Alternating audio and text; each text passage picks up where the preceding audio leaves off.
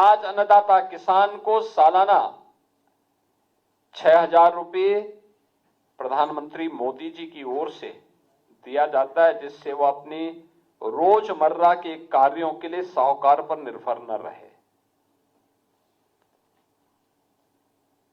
देश के अंदर 12 करोड़ किसान इस योजना का लाभ प्राप्त कर रहे हैं।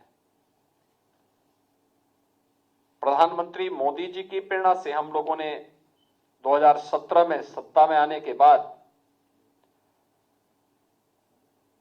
अन्नदाता किसानों के हितों के लिए जो कार्य प्रारंभ किए, उसी श्रृंखला का हिस्सा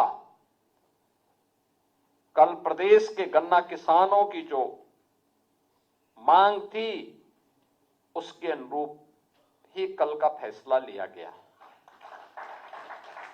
बहनों और भाइयों, 2017 में हम सरकार में आए थे। पहले दिन हम लोगों ने घोषणा की थी कि प्रदेश के लघु और सीमांत किसानों के 1 लाख रुपए तक के कर्ज माफ करेंगे और 86 लाख किसानों के कर्ज माफी के कार्यक्रम को सफलतापूर्वक हम लोगों ने लागू किया। प्रदेश के अंदर पिछले 8 वर्ष में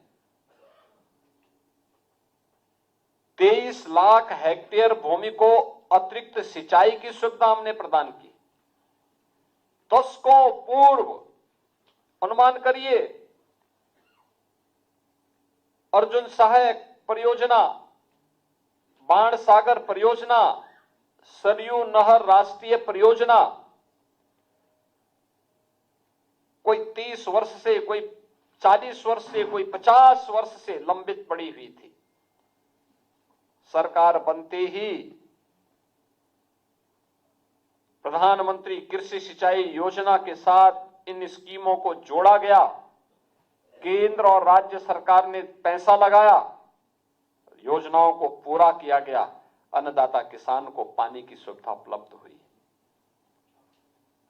निजी नलकूप के किसानों के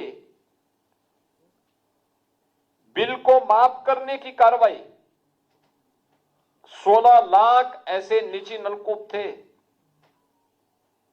हमने वह भी माफ करने का कार्य किया। सरकार अपने कोषागार से और पैसा उपलब्ध करवाता है। प्रदेश के अंदर अन्नदाता किसान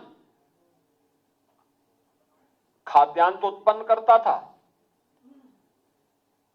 खेती उसकी, मेहनत उसकी,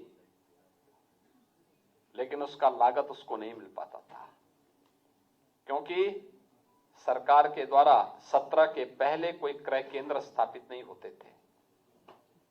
बिचौलिया पैसा कमा लेता था। आप जो गन्ना की बात कर रहे हैं, गन्ने में ही नहीं होता था, बल्कि यह धान, गेहूं, मक्का, मूंग, मूंगफली, बाजरा, ज्वार, इन सभी फसलों में यही होता था। मेहनत किसान की, खेती किसान की, लेकिन मुनाफा बिचौलिया कमा लेता था। हमने कहा नहीं, जिस किसान की खेती होगी, जिसके नाम पर खेत होगा, उसी से हम खरीदेंगे। और आज आप देखते होंगे एमएसपी का लाभ अन्नदाता किसान को प्राप्त होता हुआ दिखाई दे रहा है। क्रय केंद्र स्थापित किए जा रहे हैं, उसमें भी सरकार अपने स्तर पर कुछ न कुछ नया करने का कार्य करती है।